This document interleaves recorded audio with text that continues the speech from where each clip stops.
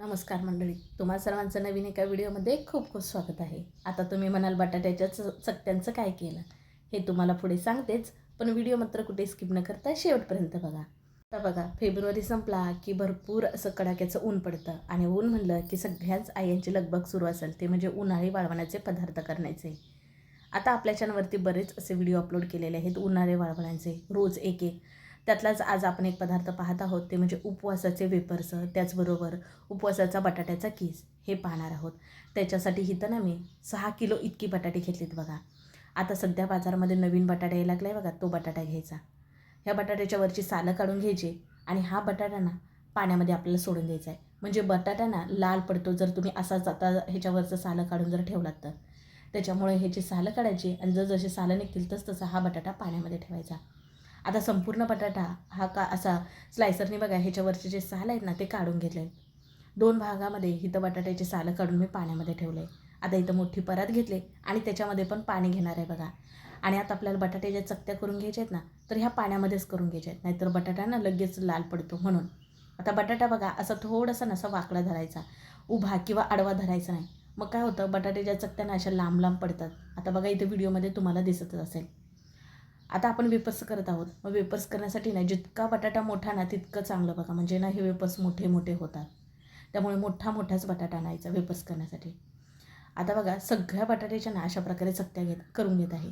बटाट्याच्या चकत्या ना ह्या जास्त पातळ किंवा अति जाड नसाव्या.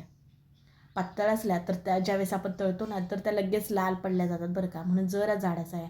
आणि जास्तीच्या ना जाडसुद्धा नसाव्या, नाही तर वाळतसुद्धा नाहीत. शिवाय खूप जाड असल्यामुळे ज्यावेळेस आपण वेपर्स खातो ना दातामध्ये अडकले जातात. आणि बघा इथं जास्त पातळ नाही आणि मध्यम साईजच्या ना इथं आपले ह्या बटाट्याच्या चकत्या करून घेतल्यात बघा, अगदी छान अशा. आता सर्व बटाट्याच्या चकत्या इथं मी जशा करेल ना तशा आता इथं मोठे एक भांडे घेतले आणि त्याच्यामध्ये सोडत आहे. बटाट्यामध्ये स्टारचं प्रमाण जास्त असतं, त्यामुळे का नाही आपल्याला 3 ते 4 पाण्यात ना ह्या बटाट्याच्या चकत्या त्या धुवून घ्यायच्या, अगदी पांढरं असं निथळ पाणी निघूसपर्यंत बरं का.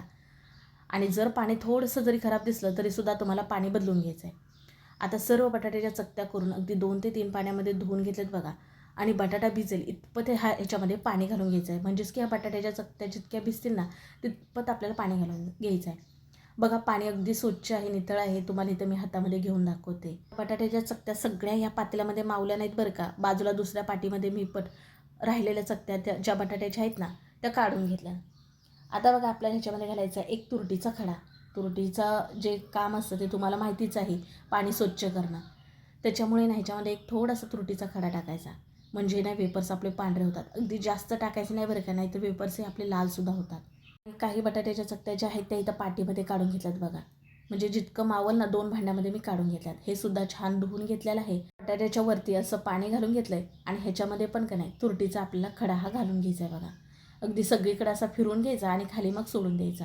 आता आपण हे रात्रभर असंच ठेवणार आहोत बरं का. आता संध्याकाळी ही सगळी मी प्रोसेस करून घेतले. आता दुसऱ्या दिवशी आपण ह्याचे वेपर्स करणार आहोत बरं का. आता काही चकत्या ज्या आहेत ना ही तर मी बाजूला ठेवल्यात बरं का. साधारण 1 किलो बटाट्याच्या इतक्या ह्या चकत्या बाजूला ठेवल्यात. एकावरती एक अशा 3 ते 4 चकत्या घेतल्यात ह्या आणि पातळ अशा चिरून घेत आहे बघा. कारण बटाट्याचा खीस करणार आहोत का नाही त्याच्यासाठी. पण तुमच्याकडे जर मोठी खिसणी असेल ना, खीस मोठा पडणार असेल, त्यांनी बटाटा खिसून घेतला तरीसुद्धा चालेल. पण अशा जर चिरून घेतलात ना तर खीस अगदी छान प्रकारे होतो, हे तुम्हाला पुढे समजेलच बघा. म्हणून मी असं चिरून घेते, अगदी फटाफट होतं, अजिबात वेळ लागत नाहीत. एकावरती एक 5-6 अशा चकत्या धरायच्या आणि पातळ चिरून घ्यायच्या. हा खीस पण करा अगदी 2 ते 3 पाण्यातून ह्या भांड्यामध्ये धुवून घेतला आहे. त्याचबरोबर खीस भिजेल इतपत पाणी घालून घेतलं आहे बघा. आणि त्याच्यामध्ये सुद्धा ना तुरटीचा अगदी छोटासा खडा घालायचा आहे आपल्याला, कारण खीस आपला पांढरा होईल म्हणून. आणि हा खीससुद्धा आपल्याला रात्रभर भिजत ठेवायचा आहे. आणि दुसऱ्या दिवशी ना आता आपण सकाळी पाहणार आहोत बटाट्याच्या चकत्या, त्याचबरोबर खीस. आता खीस इथं मी थोडा केलेला आहे, अगदी तुम्ही जास्त प्रमाणामध्ये केलात तरीसुद्धा चालेल बरं का. आता दुसऱ्या दिवशी सकाळी पाहत आहे, अगदी ह्याला ना 8 ते 10 तास इतका हा बटाटा पाण्यामध्येच आपल्याला ठेवायचा आहे. दुसऱ्या दिवशी सकाळी पाहत आहे, बघू शकता बटाटा हा आपला ताट म्हणजेच की कडक झालेला आहे बघा पाण्यामध्ये भिजत ठेवल्यामुळे. आणि बघा मस्त इथं पांढरा तुम्हाला हा बटाट्याच्या चकत्या ज्या आहेत त्या दिसत असतील. आता काय करायचं, ह्याच्यातलं जेवढं पाणी कनिस्ट्राचं ते मी काढून घेतलं आहे. इथं मोठी चाळण नाही माझी तांदूळ चाळण्याची, त्याच्यामध्ये ह्या चकत्या काढून घेतल्यात. बघा किती पांढऱ्या दिसतात ह्या चकत्या. आणि आता इथे एका पातेल्यामध्ये ना, म्हणजे ज्यामध्ये मी चकत्या भिजत घातल्या होत्या त्याच्यामध्येच अर्धा पातेलं ही इतकं पाणी घेतलं आहे. आणि त्याच्यामध्ये ना 4 चमचे इतकं मीठ घालत आहे बघा, कारण पाणीसुद्धा भरपूर आहे का नाही म्हणून. आणि हे पातेलं गॅसवरती नेऊन ठेवत आहे. आपल्याला पाणी गरम करून घ्यायचं आहे. आता या पातेल्यावरती झाकण ठेवूयात, म्हणजे पाणी ना हे लवकर गरम होईल. पाण्याला काय आपल्याला उकळी वगैरे येऊ द्यायची नाही. हलकं पाणी गरम झालं की जे पाणी निथळलेल्या बटाट्याच्या चकत्या होत्या ना, त्या संपूर्ण आपण घालून घेणार आहोत. संपूर्ण म्हणजे पातेल्यामध्ये जितक्या ह्या चकत्या मावतात ना तितक्याच सोडून घ्यायच्या आहेत बरं का. आणि मी आणखीन दुसऱ्या बॅचमध्ये ह्या पद्धतीनेच अशा ह्या शिजून घेणार आहे. अर्ध्या बटाट्याच्या ज्या चकत्या होत्या त्या बाजूला ठेवलेल्या आहेत. नंतरच्या बॅचमध्ये ना शिजून घेणार आहे. जराशी ह्या चकत्या ना अशा खालीवर करून घ्यायच्या आहेत, म्हणजे आपलं जे मिठाचं पाणी आहे की नाही त्याच्यामध्ये ह्या चकत्या सगळीकडे बुडायला हव्या का नाही म्हणून. गॅस हा मध्यम ठेवायचा किंवा फास्ट ठेवला तरीसुद्धा चालेल. आणि ह्याच्यावरती झाकण ठेवायचं आहे एक 5 ते 6 मिनटासाठी बरं का. आता आपल्याला ह्याला हलवत वगैरे बसावं लागत नाही. तोपर्यंत बघा ह्या ज्या पाटीमधल्या चकत्या होत्या ना त्याच्यामधलं जे पाणी आहे ना ते सुद्धा मी एक्स्ट्राचं काढून घेत आहे बरं का. आणि मस्त पांढऱ्या शुभ्र ह्या सुद्धा ताट झालेल्या आहेत, म्हणजेच कडक झाल्यात बघा चकत्या. आणि जो बटाट्याचा खीस होता बघा तो सुद्धा अगदी मस्त पांढरा दिसत असेल इथं तुम्हाला. आता ह्याच्यातलं सुद्धा एक्स्ट्राचं पाणी आहे ना ते सुद्धा पूर्णपणे काढून घ्यायचं आपल्याला. एक 5 ते 6 मिनटानंतर पाहत आहे ह्याच्यावरती झाकण काढून घेतलं आहे बघा. आणि आता नाही ह्याच्यातली एक चकती काढून बघायची आपल्याला, म्हणजेच की शिजले काही. जर तुम्ही जास्त बटाटा शिजवला ना तर काय होतं माहिती आहे का, ह्याचे तुकडे पडतात. त्याच्यामुळे आपल्याला कमी शिजवून घ्यायचं आहे. आणि बघा एक चकती घेऊन ना अशी फाडून बघायची बघा, लगेच फाटली जाते. ह्या टाईपचं ना आपल्याला शिजवून घ्यायचं आहे. अगदी जास्त तुम्हाला बटाटे शिजायचा नाही. पाणी गरम असल्यामुळे आणि ह्या चकत्या पातळ असल्यामुळे लगेच शिजल्या जातात बरं का.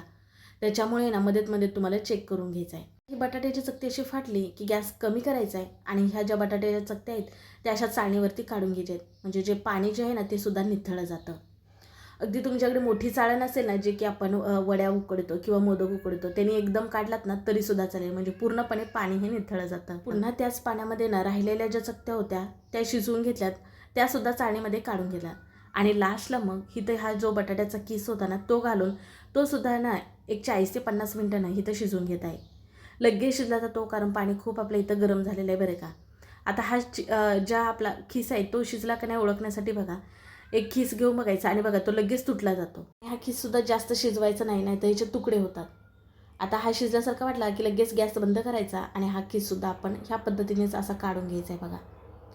आता हे गरम गरम असतानाच ना आपल्याला उन्हामध्ये सुकवायचं आहे. जे तुम्ही घरामध्ये फॅन खाली सुकून घेतलात तरीसुद्धा चालेल, पण मग उन्हामध्ये कसं लगेच सुकले जातात आणि मस्त कडकडीत सुकतात.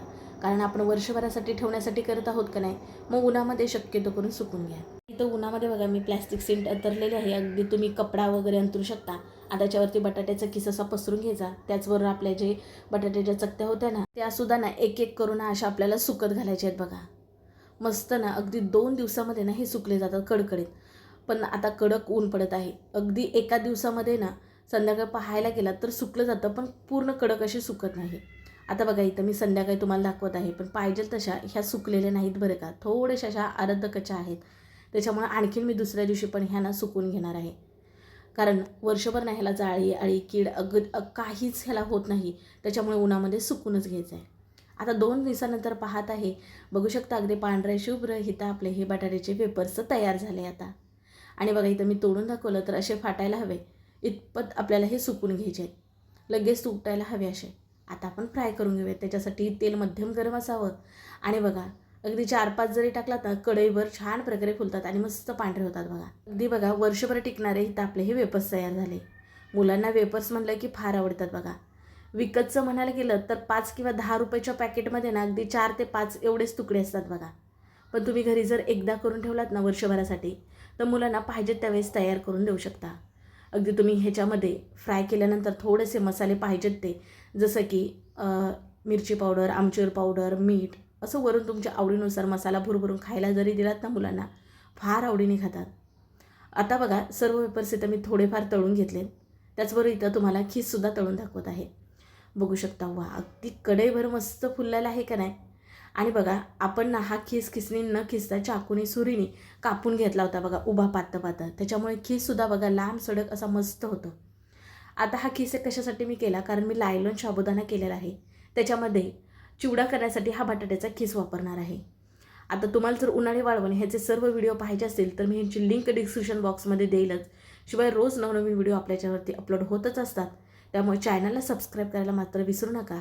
व्हिडिओ जरासुद्धा आवडता पटकन एक लाईक ठोका. व्हिडिओ शेअर करा तुमच्या मित्र मैत्रिणी परिवारामध्ये, म्हणजे ह्या उन्हाळ्याला ते सुद्धा करून पाहतील. तुम्हीसुद्धा करून आम्हाला कमेंटमध्ये सांगायला विसरू नका तुमचे पदार्थ कसे झालेत. चला मग पुन्हा भेटू अशा नवीन एका व्हिडिओमध्ये. तोपर्यंत बाय.